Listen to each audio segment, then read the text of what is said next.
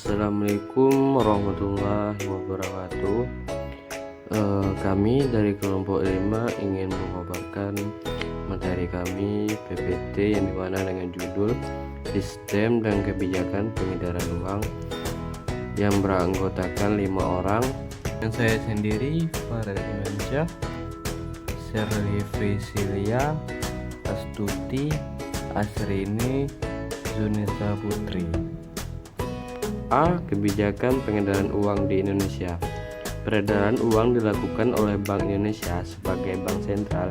Pengendalian jumlah uang yang beredar akan mempengaruhi laju inflasi yang bertujuan mengontrol stabilitas ekonomi, harga, jumlah dan neraca pembayaran maupun pembukaan lapangan baru.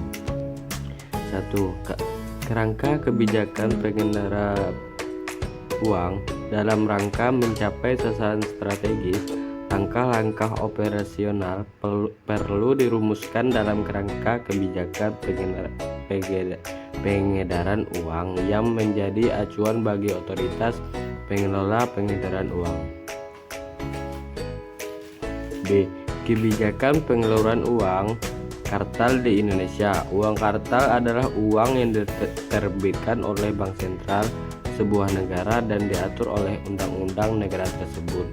Di Indonesia sendiri terdapat 2 jenis uang kartal, yaitu berupa uang kertas dan uang logam. Selain itu, uang ini dapat digunakan sebagai alat transaksi mata uang asing atau sebagai alat tukar perdagangan global. 1. Faktor yang dipertimbangkan dalam pengeluaran uang kartal. A. Tambahan uang kartal yang diedarkan. Tambahan uang kartal yang diperlukan masyarakat seiring dengan peningkatan perekonomian. 2. Faktor yang dipertimbangkan dalam menerbitkan uang emisi baru. A. Tingkat pemalsuan uang, yaitu suatu kondisi di mana Bank Indonesia mencermati perkembangan tingkat kualitas temuan uang rupiah palsu sejalan dengan perkembangan teknologi digital atau antara lain fotokopi berwarna, scanner, dan printer berwarna. B. Nilai intrinsik uang, yaitu nilai atau harga dari bahan yang digunakan untuk membuat uang.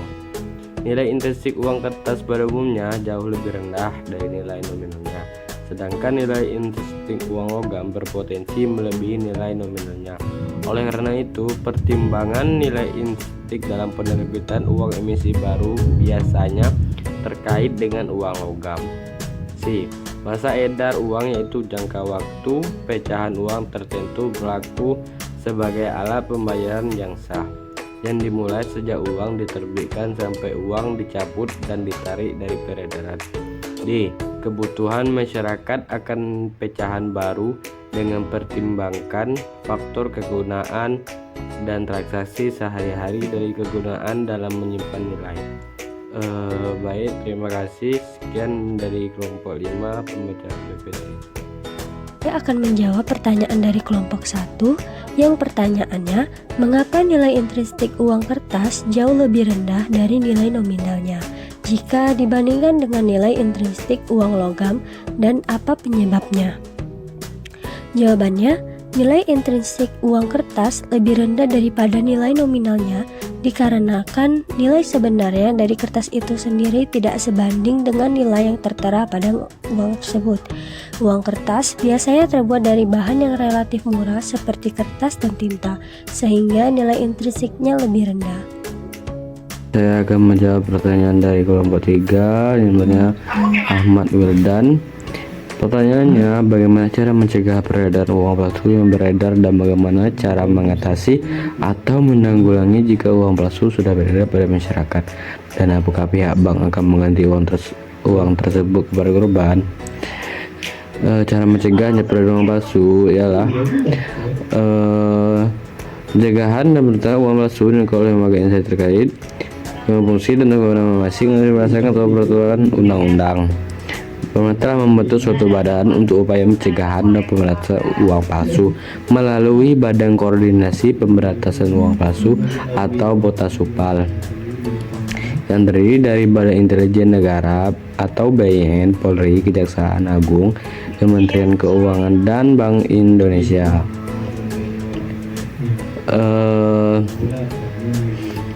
Jika uang palsu sudah beredar, apa yang akan dilakukan? Yakni menjaga fisik dan tidak mengedarkan kembali uang yang diragukan keasliannya, melaporkan atau meminta klarifikasi langsung ke kantor Bank Indonesia terdekat. Jika apakah orang tersebut tetap terkena sanksi atau apakah masyarakat pihak bank akan mengganti uang tersebut kepada korban jika uang sudah beredar. Secara sistematis, jika ada masyarakat yang memiliki uang palsu namun tidak mengetahui dan melakukan transaksi dengan pihak bank, maka pihak bank akan langsung memberitahu dan menyimpan uang palsu tersebut, sehingga kerugian ini akan dialami oleh masyarakat karena jumlah uang yang mereka miliki tidak utuh. Saya akan menjawab pertanyaan dari kelompok 4 yang pertanyaannya, sebutkan apa pengaruh merealisasikan kebijakan moneter dengan baik terhadap peredaran uang di Indonesia, dan tolong sebutkan apa saja pengaruh kebijakan moneter terhadap peredaran uang tersebut. Merealisasikan kebijakan moneter dengan baik bisa memiliki beberapa pengaruh terhadap peredaran uang di Indonesia. Misalnya, kebijakan moneter yang dapat mempengaruhi suku bunga, likuiditas perbankan, dan ketersediaan kredit. Hal ini dapat mempengaruhi tingkat inflasi, pertumbuhan ekonomi, dan stabilitas mata uang.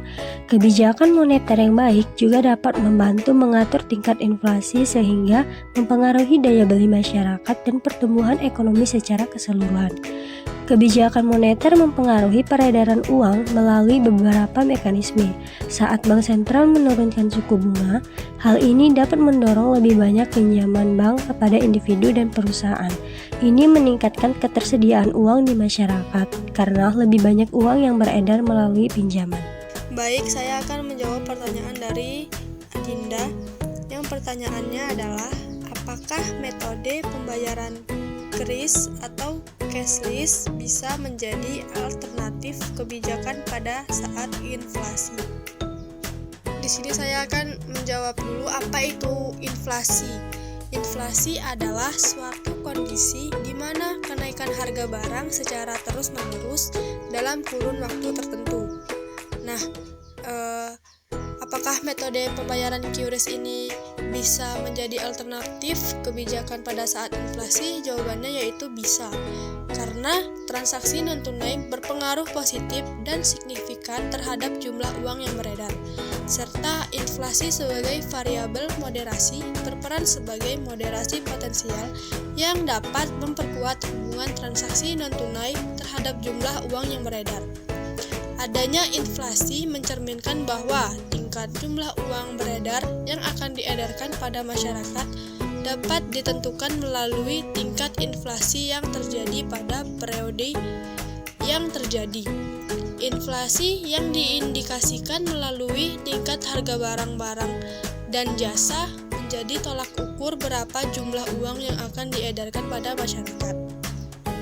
Sehingga ini menjadi tugas bagi Bank Indonesia untuk lebih memperhatikan inflasi yang terjadi agar jumlah uang yang akan diedarkan pada masyarakat sesuai dengan permintaan.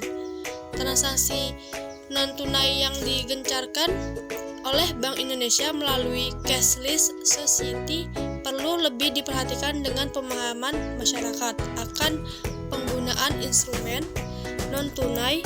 Di Indonesia tidak hanya digunakan untuk penarikan tunai saja, melainkan digunakan dan dalam setiap transaksi. Dengan demikian, semakin banyaknya penggunaan transaksi non-tunai dapat mengurangi jumlah uang beredar di masyarakat. Baiklah, saya akan menjawab pertanyaan dari Armando yang pertanyaannya, bagaimana menurut kelompok kalian jika ada seseorang memalsukan atau meniru uang tetapi tidak untuk diedarkan, hanya untuk koleksi saja? Apakah orang tersebut tetap terkena sanksi atau hukum yang berlaku atas hal tersebut?